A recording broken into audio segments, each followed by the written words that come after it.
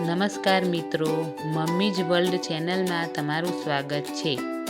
આજે આપણે બનાવીશું ચણા, મેથી અને કાચી કેરીનું એકદમ સ્વાદિષ્ટ અથાણું। મારા ઘરે તો આ અથાણું બધાને એટલું બધું પસંદ આવ્યું કે મારે ફરીથી બનાવવું પડ્યું, એટલે આ રેસીપી તમારી સાથે પણ શેર કરી રહી છું।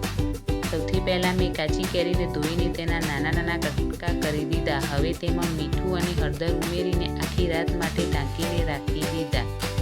સાથે જ કાબુલી ચણા અને મેથીના દાણાને પણ સાદા પાણીમાં આખી રાત પલાળી રાખ્યા હતા।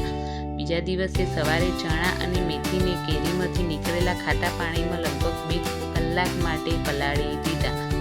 આ સ્ટેપ અથાણામાં ખૂબ જ સરસ સ્વાદ લાવે છે। ત્યારબાદ કેરીના કટકા, ચણા અને મેથીને કપડા પર ફેલાવીને સારી રીતે સૂકવી લીધા, જેથી તેમાં બિલકુલ ભેજ ન રહે। અથાણું લાંબો સમય માટે રહે તે માટે આ સ્ટેપ ખૂબ જ જરૂરી છે। હવે એક તપેલીમાં તેલ ગરમ કર્યું। તેલ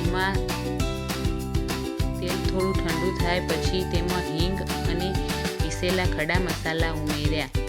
ત્યારબાદ રાયના કુરિયા, વરિયાળી, અથાણાનો મસાલો, હળદર, લાલ મરચું, ગોળ અને જરૂર મુજબ મીઠું ઉમેરીને બધું સરસ રીતે મિક્સ કર્યું।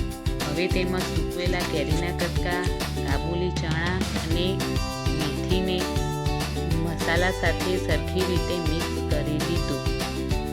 બસ આપણું ટેસ્ટી ચણા, કેરી, મેથીનું અથાણું તૈયાર છે। 1-2 દિવસ પછી તેનો સ્વાદ ખૂબ જ સરસ લાગે છે અને તે રોટલી, ભાખરી, પરાઠા કે દાળ ભાત સાથે પણ ખાઈ શકાય છે।